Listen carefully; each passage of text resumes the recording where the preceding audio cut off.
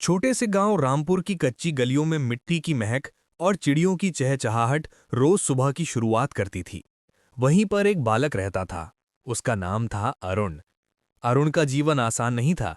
पिता का देहांत बहुत पहले हो गया था और मां बीमारी के कारण बिस्तर से उठ नहीं पाती थी। घर की हालत इतनी खराब थी कि कभी 2 वक्त का भोजन भी ठीक से नसीब नहीं होता था। अरुण बहुत होशियार था, लेकिन गरीबी ने उसकी पढ़ाई बीच में ही रोक दी। उसके सपनों में किताबें और स्कूल की घंटी अब भी गूंजती थी, लेकिन पेट की भूख ने उसे गली गली मजदूरी करने पर मजबूर कर दिया। गांव के लोग अरुण को जानते थे कि ये लड़का भले ही गरीब है, मगर सच्चाई और ईमानदारी का दीपक उसके अंदर जलता है। लोग कहते, अरुण के पास भले ही पैसे नहीं, लेकिन उसका दिल सोने का है। अरुण दिन भर छोटे मोटे काम करता, कभी किसी के खेत में मजदूरी, कभी किसी की दुकान पर सामान उठाना, तो कभी कुएं से पानी भरकर घरों तक पहुंचाना। शाम को वो अपनी माँ के पास लौटता और उनके पांव दबाता। माँ अक्सर कहती, बेटा, जीवन में चाहे कितनी भी मुश्किलें आएं, पर सच्चाई के दामन कभी मत छोड़ना। यही तेरा सबसे बड़ा धन है। अरुण उनकी बात दिल में बसाकर जीता था। उसके सपनों की दुनिया गरीबी के अंधेरों से भरी थी, लेकिन उसके दिल में उम्मीद का दीपक हर रोज जलता था। भूख और जज्बा। एक दिन की बात है।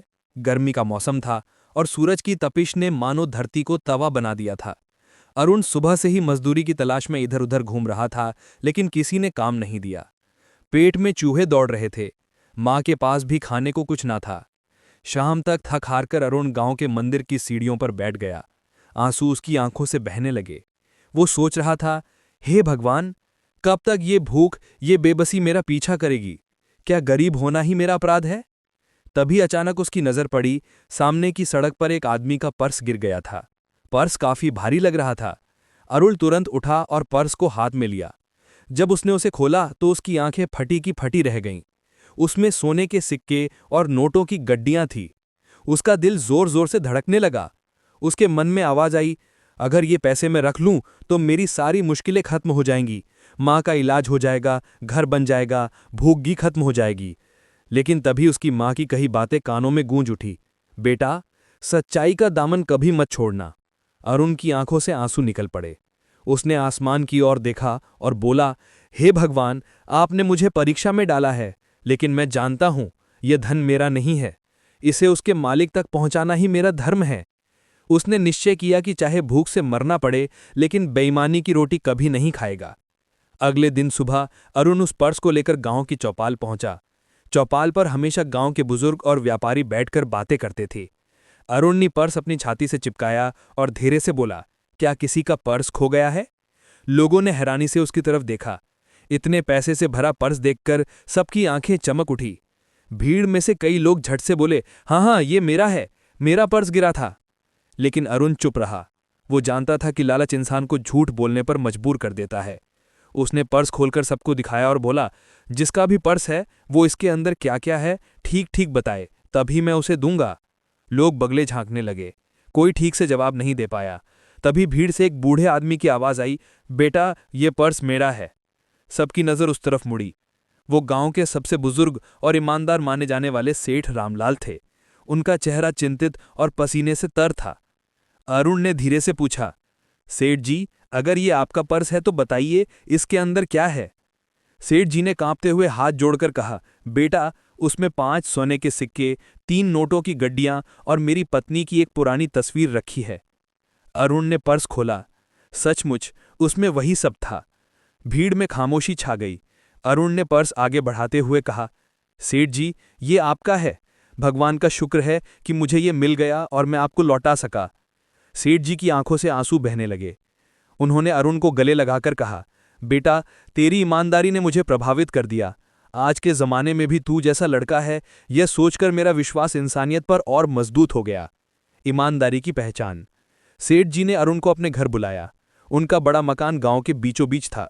उन्होंने सबके सामने अरुण की ईमानदारी की प्रशंसा की और कहा, आज अगर ये पर्स किसी और को मिलता तो शायद मुझे कभी वापस ना मिलता, लेकिन अरुण ने साबित कर दिया कि सच्चाई अभी जिंदा है। गांव के लोग तालियां बजाने लगे। अरुण शर्म से सिर झुकाए रहा था। सेठ जी ने अपनी तिजोरी से कुछ सिक्के निकालकर अरुण को देने चाहे, लेकिन अरुण ने हाथ जोड़कर कहा, सेठ जी, ये मेरा फर्ज था। इसके लिए मैं कोई इनाम नहीं ले सकता। सेठ जी हंसते हुए कहे, बेटा, इनाम तो तुझे लेना ही पड़ेगा।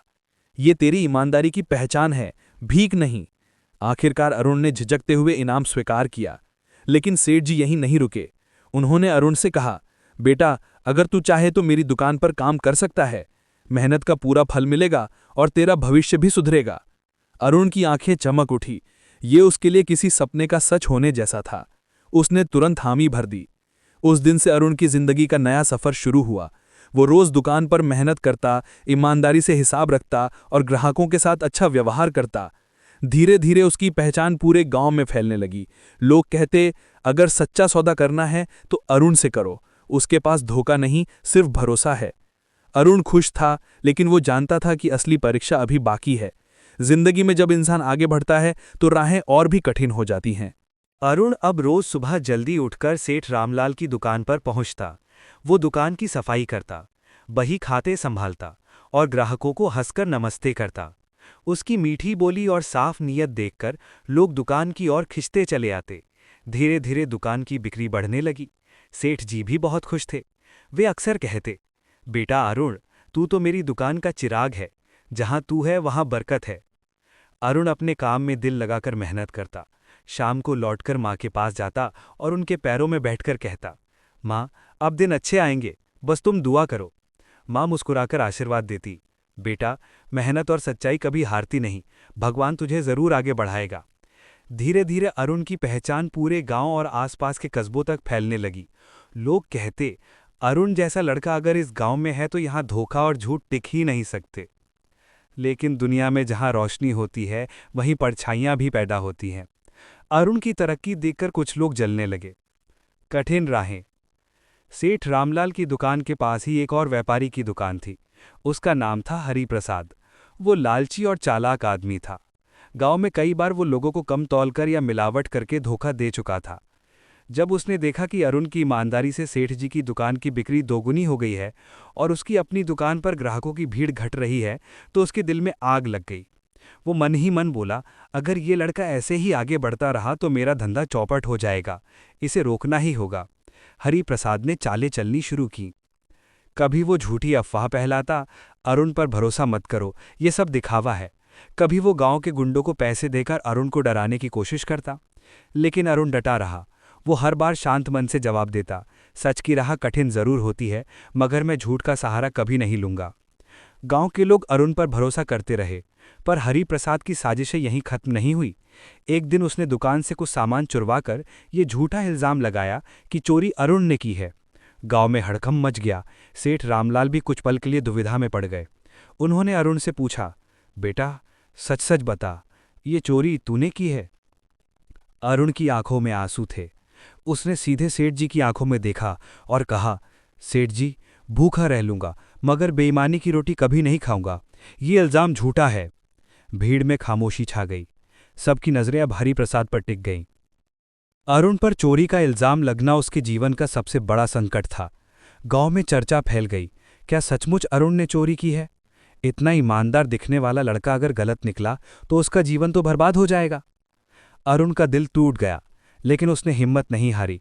वो जानता था कि सच एक दिन सामने आकर ही रहेगा। उस रात वो माँ के पास बैठा और बोला, माँ, दुनिया मुझे चोर समझ रही है, क्या सच की राह हमेशा इतनी कठिन होती है? माँ ने उसका सिर सहलाते हुए कहा, बेटा, अंधेरा जितना गहरा होता है, सुबह उतनी ही उजली होती है। तू सच्चा है इसलिए डर मत, भगवान तेरे साथ है। दूसरी ओर सेठ रामलाल भी दुविधा में थे। वे अरुण पर भरोसा करते थे, लेकिन गांव के लोग दबाव डाल रहे थे कि वो अरुण को दुकान से निकाल दें। तभी अचानक एक घटना ने सब कुछ बदल दिया। गांव का एक लड़का, जो हरिप्रसाद के इशारे पर चोरी में शामिल था, डरकर सच्चाई बता बैठा। उसने सबके सामने कहा, अरुण निर्दोष है, चोरी हमने हरिप्रसाद के कहने पर की थी ताकि उसका नाम खराब हो। ये सुनकर भीड़ गुस्से से भर उठी। सबने हरिप्रसाद को घेर लिया। उसका चेहरा शर्म से झुक गया। अरुण की आंखों में आंसू आ गए, लेकिन ये खुशी के आंसू थे। उसने मन ही मन कहा, भगवान, आपने मेरी सच्चाई को बचा लिया। हिम्मत और विश्वास। अब अरुण की ईमानदारी और भी बड़ी मिसाल बन चुकी थी। गांव के लोग कहते, देखो, अरुण सच का दीपक है, चाहे आंधी आए या तूफान, ये बुझता नहीं। सेठ रामलाल ने पूरे गांव के सामने घोषणा की, अरुण मेरा बेटा है। अब से ये सिर्फ मेरा नौकर नहीं बल्कि मेरा वारिस होगा। दुकान की बागडोर एक दिन इसी को सौंपूंगा। भीड़ में तालियों की गड़गड़ाहट गूंज उठी। अरुण के दिल में खुशी की लहर दौड़ गई। उसने सेठ जी के पैरों को छूकर कहा, सेठ जी, आपने जो मुझे भरोसा दिया है मैं उसे कभी नहीं तोड़ूंगा। लेकिन अरुण यही नहीं रुका। उसने ठान लिया कि अब वो अपने गांव के बच्चों को भी सच्चाई और मेहनत की राह पर चलने की शिक्षा देगा। उसने छोटे छोटे बच्चों को इकट्ठा करना शुरू किया और उन्हें ईमानदारी की कहानियां सुनाने लगा। धीरे धीरे लोग उसे गांव का दीपक कहने लगे। लेकिन किस्मत की कहानी अभी खत्म नहीं हुई थी। आगे उसके सामने और भी बड़ी परीक्षा आने वाली थी। ऐसी परीक्षा जिसमें उसका साहस, विश्वास और मानवता सब कसौटी पर परखे जाने वाले थे। अरुण की ईमानदारी और मेहनत की चर्चा अब दूर दूर तक फैल चुकी थी। पास के कस्बों और शहरों से भी लोग सेठ रामलाल की दुकान पर आने लगे। दुकान की बिक्री दिन दूनी रात चौगुनी बढ़ी, लेकिन अरुण ने कभी घमंड नहीं किया। वो वही साधारण लड़का बना रहा जो अपनी माँ के साथ मिट्टी की झोपड़ी में रहता था और दूसरों की मदद करने में सबसे आगे रहता था। एक दिन गांव में एक बड़ा संकट आ गया। पास की नदी में बाढ़ आ गई। कई घर बह गए, लोग बेघर हो गए और भूखे प्यासे सड़कों पर भटकने लगे। अरुण ने यह दृश्य देखा तो उसका दिल कांप उठा। उसने तुरंत अपनी दुकान का सारा अनाज खोल दिया और गांव वालों में बांटने लगा। लोग हैरान होकर बोले, अरुण, ये सारा अनाज बेच देता तो लाखों रुपए कमा सकता था, तू इसे मुफ्त में क्यों बांट रहा है? अरुण ने शांत स्वर में कहा, पैसे फिर आ जाएंगे, लेकिन इंसानियत खो गई तो वापस नहीं मिलेगी। ये अनाज मेरे पास इसलिए है कि भूखों का पेट भरे, न कि मैं अमीर बन जाऊं। गांव के लोग उसकी इस त्याग भावना से भावुक हो गए। सबने मिलकर अरुण की प्रशंसा की। उस दिन से अरुण केवल ईमानदार लड़का नहीं बल्कि गांव का सच्चा नेता बन गया। सच्चाई की जीत। साल बीतते गए। अरुण की मेहनत, ईमानदारी और सेवा भावना ने उसे पूरे इलाके में मशहूर कर दिया। लोग कहते, अगर इंसानियत देखनी हो तो अरुण को देखो। सेठ रामलाल ने बुढ़ापे में अपनी पूरी दुकान और संपत्ति अरुण को सौंप दी। लेकिन अरुण ने कभी इसे अपनी निजी संपत्ति नहीं माना।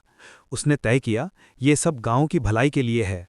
उसने गांव में एक स्कूल खोला ताकि गरीब बच्चे पढ़ लिखकर आगे बढ़ सकें। उसने एक छोटा अस्पताल बनवाया ताकि कोई माँ दवा के अभाव में तड़प कर न मरे। उसने एक अनाज भंडार भी तैयार करवाया जिसमें हमेशा जरूरतमंदों के लिए अनाज जमा रहता। गांव वालों ने उसे दीपक कहना शुरू कर दिया, सच्चाई का दीपक जो सबके जीवन में उजाला फैलाता है। अरुण अब भी वही विनम्र इंसान था। वो हमेशा कहता, मेरे पास धन दौलत से बड़ा खजाना है, माँ का आशीर्वाद, सेठ जी का भरोसा और गांव वालों का प्यार, यही मेरी असली दौलत है। जब कभी कोई उससे पूछता, अरुण, तूने इतना सब कैसे पाया, वो मुस्कुराकर जवाब देता, बस एक चीज पकड़े रखी, सच्चाई। जिसने सच का दामन नहीं छोड़ा उसे भगवान कभी खाली हाथ नहीं छोड़ता। गांव में धीरे धीरे तरक्की होने लगी। लोग ईमानदारी और मेहनत को महत्व देने लगे और ये सब हुआ अरुण की वजह से। निष्कर्ष या शिक्षा, सच्चाई और ईमानदारी की राह कठिन जरूर होती है, लेकिन अंत में जीत हमेशा सच की ही होती है। धन से बड़ा धन इंसानियत है। जिसके दिल में सच्चाई का दीपक जलता है वो दूसरों के जीवन में भी रोशनी भर देता है।